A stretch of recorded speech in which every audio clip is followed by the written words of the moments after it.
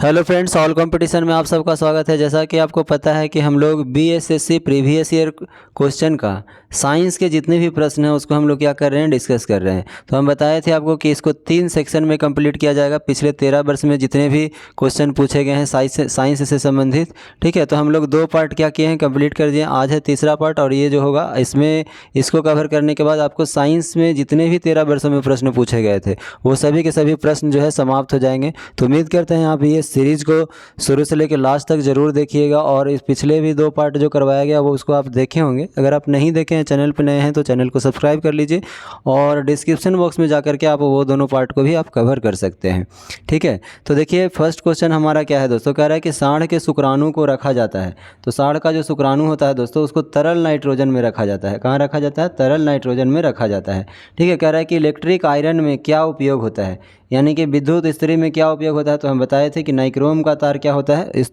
उपयोग किया जाता है, ठीक है। नेक्स्ट क्वेश्चन हमारा कह रहा है कि अवस्रव तरंगों की आवृत्ति होती है। तो देखिए अवस्रव तरंगों की आवृत्ति की अगर हम बात करें दोस्तों तो इसकी क्या होती है, 20 हर्ट्ज से क्या होती है, 20 हर्ट्ज से कम होती है, जिसको मानव के द्वारा नहीं सुना जाता है। ये मेनली अगर देखिएगा तो ये आवृत्ति तब उत्पन्न होता है जब भूकंप या ज्वालामुखी विस्फोट होता है, तभी ये उत्पन्न होता है। ये मानव के द्वारा नहीं सुना जाता है, जिसको हम अवस्रव तरंगे कहते हैं। तो इसका आंसर क्या हो जाएगा, 20 हर्ट्ज से कम। लेकिन इससे संबंधित 2 प्रश्न और आपको ध्यान रखना है कि अगर 20 हर्ट्ज या 20 हर्ट्ज से बीच में कहेगा, ठीक है, 20 से लेकर के 20 हर्ट्ज के बीच में कहेगा तो इसको हम कहते हैं श्रव्य तरंगे। और यही एक तरंग है दोस्तों जिसको मानव के द्वारा जो है सुना जा सकता है, ठीक है। इसको हम क्या कहते हैं, श्रव्य तरंगे। लेकिन यही अगर कहेगा कि 20 हर्ट्ज से अधिक, तो 20 हर्ट्ज से अधिक को हम कहते हैं क्या, पाराश्रव्य तरंगे कहते हैं, ठीक है। तो पाराश्रव्य तरंगे भी जो है अगर 20,000 हर्ट्ज से अधिक होगा, ठीक है, 20,000 हर्ट्ज से अधिक होगा तो उसको हम क्या कहेंगे, पाराश्रव्य तरंगे। और ये भी मानव के द्वारा सुना नहीं जा सकता है। तीनों बातों को ध्यान रखना है। तो इसका आंसर क्या हो जाएगा, अवस्रव्य तरंगे को क्या कहते हैं, 20 हर्ट्ज से जो कम रहेगा उसको हम अवस्रव्य तरंगे कहते हैं। नेक्स्ट क्वेश्चन हमारा कि कृत्रिम वर्षा उत्पन्न कराने में उपयोग होता है। तो कृत्रिम वर्षा उत्पन्न कराने में जो उपयोग होता है दोस्तों वो सिल्वर आयोडाइड का होता है। इसका अगर केमिकल फार्मूला की बात करें तो इसका क्या होगा, AgI हो जाए, ठीक है, क्या होगा, सिल्वर आयोडाइड, ठीक है। नेक्स्ट क्वेश्चन हमारा क्या है, देखिए कह रहा है कि विद्युत मोटर एक परिवर्तित करने वाला युक्ति है। तो विद्युत मोटर की अगर हम बात करें दोस्तों तो ये विद्युत ऊर्जा को यांत्रिक ऊर्जा में बदलता है, विद्युत ऊर्जा को यांत्रिक ऊर्जा में बदलने का काम करता है, ठीक है। नेक्स्ट क्वेश्चन हमारा क्या है,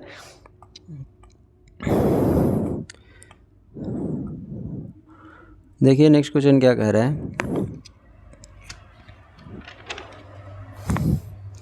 नेक्स्ट क्वेश्चन आपका 73 है, ठीक है। देखिए नेक्स्ट क्वेश्चन हमारा कह रहा है कि बैगनी रंग का तरंग दैर्घ्य होता है। तो बैगनी रंग का अगर तरंग दैर्घ्य की अगर हम बात करें दोस्तों तो इसका तरंग दैर्घ्य सबसे कम होता है। यहाँ पे एक चीज़ आपको ध्यान रखना है कि बैगनी रंग का जो तरंग दैर्घ्य होता है वो क्या होता है, सबसे कम होता है। कैसे? तो सबसे ध्यान रखना है एक रिलेशन को कि जो आवृत्ति होते हैं, ठीक है, यानी कि आवृत्ति की बात करें दोस्तों तो आवृत्ति जो है इन्वर्सली प्रोपोर्शनल होता है किसका, तरंग दैर्घ्य का। यानी कि जिसका तरंग दैर्घ्य ज़्यादा होगा उसका आवृत्ति कम होगा। तो यहाँ पे हम देख रहे हैं बैंगनी रंग का तरंग दैर्घ्य क्या होता है, सबसे कम होता है। तो ऑब्वियस है कि लाल रंग का जो तरंग दैर्घ्य है जो सबसे ज़्यादा है, तो सबसे ज़्यादा तरंग दैर्घ्य किसका होगा दोस्तों, तो लाल रंग का होगा। तो बैगनी रंग का तरंग दैर्घ्य क्या होता है, सबसे कम होता है। तो इस बात को, ये रिलेशन को भी ध्यान रखना, बहुत सारा क्वेश्चन इससे बनेगा, ठीक है। नेक्स्ट क्वेश्चन है हमारा कि निम्नलिखित में से सबसे भारी तत्व कौन सा है। तो निम्नलिखित में से सबसे भारी तत्व है उसको हम कहते हैं क्या, ऑस्मियम कहते हैं। क्या कहते हैं, ऑस्मियम कहते हैं, ठीक है। नेक्स्ट क्वेश्चन है हमारा क्या कि मूली का उदाहरण है। तो मूली का उदाहरण कौन सा है दोस्तों, तो मूली का उदाहरण की अगर हम बात करें तो तर्क रूपी मूसला जड़ जो है मूली का उदाहरण है। क्या है, तर्क रूपी मूसला जड़ क्या है, मूली का उदाहरण है। नेक्स्ट क्वेश्चन देखिए क्या है कि यूरिया में कितना प्रतिशत नाइट्रोजन पाया जाता है, ठीक है। तो यूरिया में कितना प्रतिशत नाइट्रोजन पाया जाता है दोस्तों, तो यूरिया की अगर हम बात करें तो 46% क्या होता है, नाइट्रोजन पाया जाता है, ठीक है। यूरिया की अगर हम बात करें दोस्तों तो ये एक प्रकार का रंगहीन होता है, रंगहीन, गंधहीन, सफ़ेद और रवेदार जहरीला ठोस पदार्थ होता है, ठीक है। इस बात को भी ध्यान रखना है। नेक्स्ट क्वेश्चन हमारा क्या, यूरिया क्या, देखिए कभी कभी आपसे सूत्र भी पूछ लिया जाता है। तो एक चीज़ यहाँ से ध्यान रखिएगा कि इसका होता है NH2, ठीक है, NH2 का होल ट्वाइस और उसके बाद आप लिख देना है CO। यही क्या होता है, यूरिया का फॉर्मूला होता है। इस बात को भी ध्यान रखना है। नेक्स्ट क्वेश्चन हमारा क्या है, देखिएगा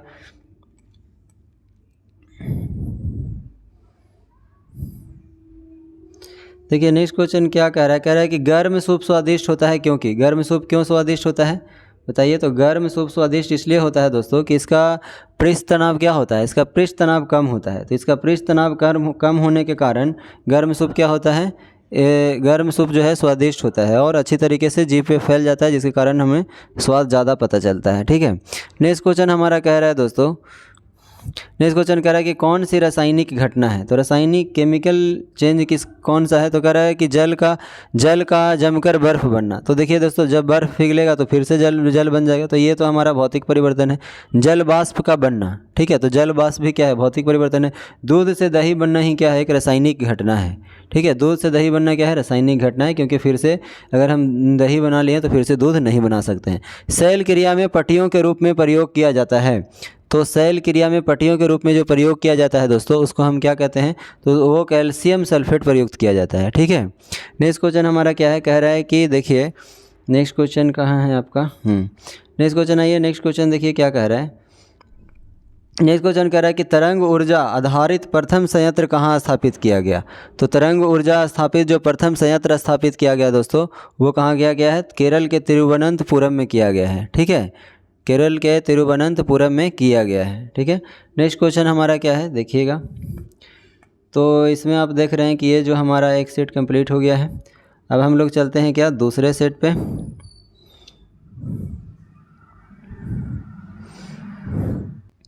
देखिए कह रहा है कि ऑटोमोबाइलों में हाइड्रोलिक ब्रेक के कार्यकरण पर निम्नलिखित में से कौन सा सिद्धांत या नियम लागू होता है।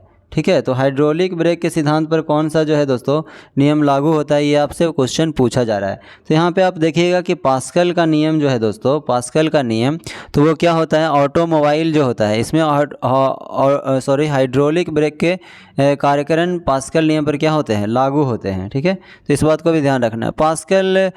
पास्कल नियम पे और भी कुछ जैसे कि आधारित होता है, जैसे कि अगर हम बात करें कि यहाँ पे देखिएगा ऑटोमोबाइल हो गया, मोटर कार में देख लिए। उसके बाद एक बात यहाँ से बार बार ये प्रश्न पूछा जाता है कि बरमौली प्रमेय जो है किस पे आधारित होता है। तो ये ऊर्जा संरक्षण के सिद्धांत पे होता है। किस पे होता है, ऊर्जा संरक्षण के सिद्धांत पे होता है। फिर केस नली में जो द्रव का चढ़ना होता है वो भी क्या होता है, ऊर्जा संरक्षण के ही सिद्धांत पे काम करता है। तो इन सभी बातों को भी ध्यान रखना है। नेक्स्ट क्वेश्चन हमारा कि निम्नलिखित में से कौन सबसे अधिक प्रत्यास्थ है। सबसे अधिक प्रत्यास्थ है, कौन है जो सबसे अधिक प्रत्यास्थ है। तो स्टील की अगर हम बात करें दोस्तों, तो ये क्या है, सबसे अधिक प्रत्यास्थ है। प्रत्यास्थ का मतलब है कि पीटने पे किसको है जो ज़्यादा मतलब कि फैला सकते हैं। तो यहाँ पे क्या हो जाएगा, निम्नलिखित में से जो भी दिया गया उसमें स्टील को क्या है, सबसे अधिक प्रत्यास्थ है। नेक्स्ट क्वेश्चन हमारा गुरुत्वाकर्षण बल का परिणाम के बराबर होता है। तो गुरुत्वाकर्षण बल का जो परिणाम होता है दोस्तों, वो द्रव्यमान तथा गुरुत्वाकर्षण बल के कारण त्वरण के गुणनफल होता है। ठीक है, तो यही इसका आंसर हो जाएगा। नेक्स्ट क्वेश्चन हमारा क्या है, यहाँ पे एक बात आपको ध्यान रखना है कि दो वस्तुओं के बीच जो आकर्षण बल लगता है उसी को हम क्या कहते हैं, गुरुत्वाकर्षण बल कहते हैं। तो द्रव्यमान तथा गुरुत्वाकर्षण बल के कारण त्वरण के गुणनफल को ही क्या कहते हैं, ये गुरुत्वाकर्षण बल का परिणाम के बराबर होता है। नेक्स्ट क्वेश्चन हमारा कि दो परमाणुओं के बीच बंध की प्रकृति अधिक होती है यदि उनकी विद्युत ऋणात्मकता का अंतर कम हो। ठीक है, तो यहाँ पे फिल इन द ब्लैंक्स दिया गया, वहाँ पे आपको भरना है। तो आप देखिएगा कि दो परमाणुओं के बीच बंध की, ठीक है, सहसंयोजक प्रकृति अधिक होती है यदि उनकी विद्युत ऋणात्मकता का अंतर क्या हो, कम हो। तो इस बात को ध्यान रखना है। नेक्स्ट क्वेश्चन हमारा कि निम्नलिखित में से जल अणुओं की वह संख्या कौन सी है जो प्लास्टर ऑफ पेरिस के दो फार्मूला यूनिट्स से सहभाजन साझा करती है। ठीक है, तो सहभाजन साझा करती है वो कौन सा है दोस्तों। तो यहाँ पे आप देखिएगा कि क्या है, एक है। ठीक है, इसका आंसर क्या हो जाएगा, एक हो जाएगा। इसका प्लास्टर ऑफ पेरिस का फॉर्मूला क्या होता है दोस्तों, तो CaSO4 इंटू हाफ H2O होता है। क्या होता है, हाफ H2O। इसी को हम प्लास्टर ऑफ पेरिस कहते हैं। ठीक है, नेक्स्ट क्वेश्चन हमारा क्या कह रहा है दोस्तों, देखिएगा।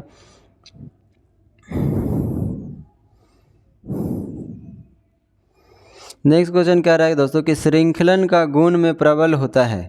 ठीक है, तो श्रृंखलन का गुण में प्रबल होता है। तो इसका आंसर क्या हो जाएगा, तो इसका आंसर, एक मिनट, क्वेश्चन कुछ लगता है छूट गया है दोस्तों, एक मिनट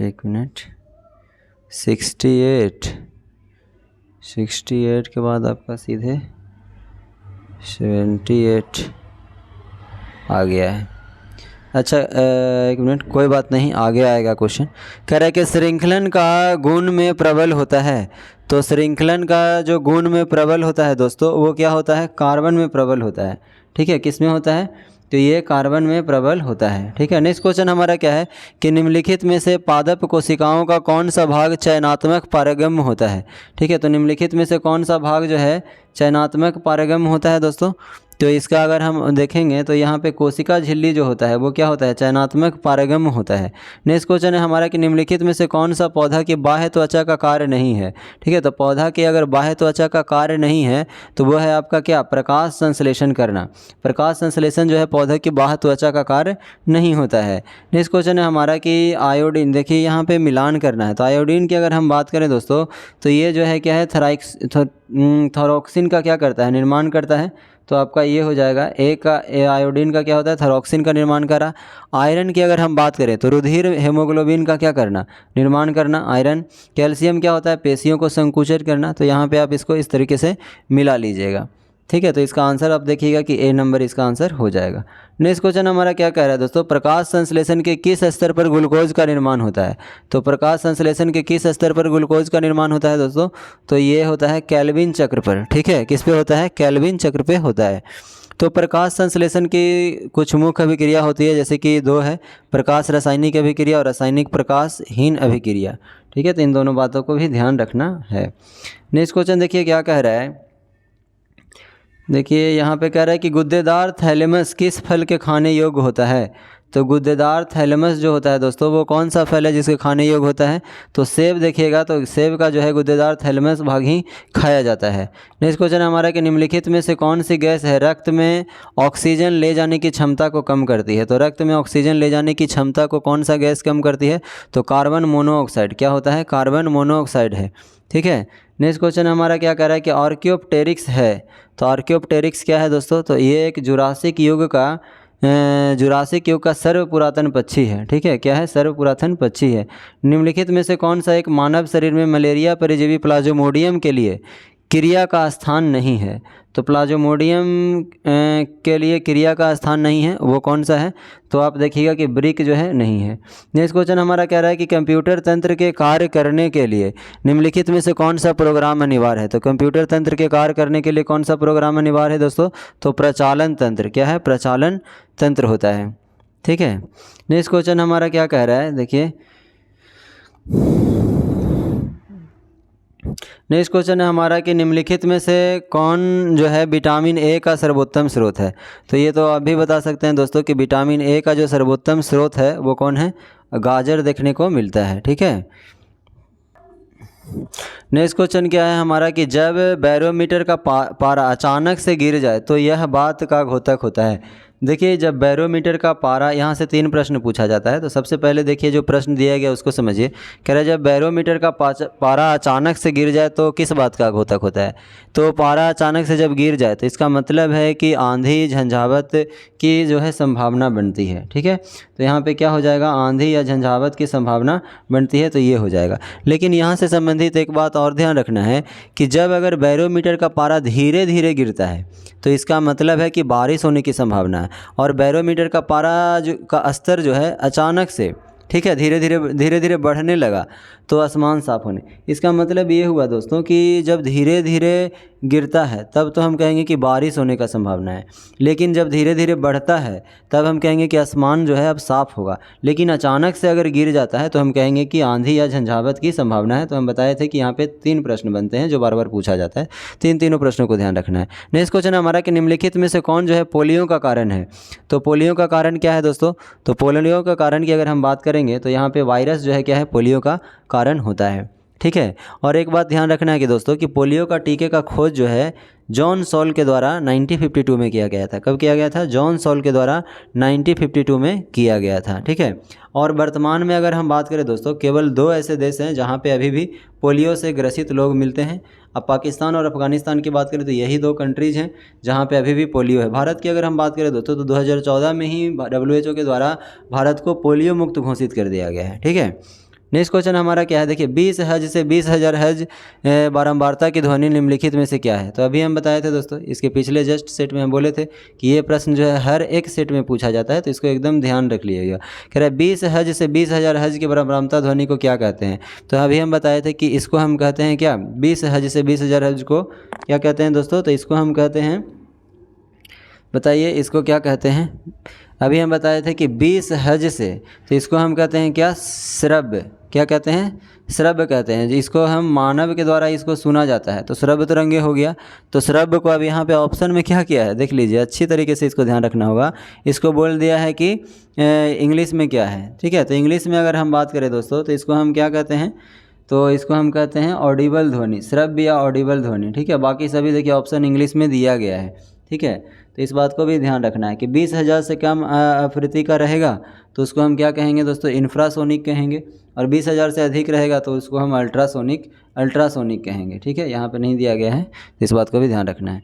नेक्स्ट क्वेश्चन हमारा क्या कह रहा है दोस्तों, कि 3 तत्व जिनका उपयोग रासायनिक उर्वरकों में सर्वाधिक होता है, वो 3 कौन सा तत्व है जिसको रासायनिक उपकरणों में जो है रासायनिक उपयोग में सबसे ज़्यादा अधिक होता है।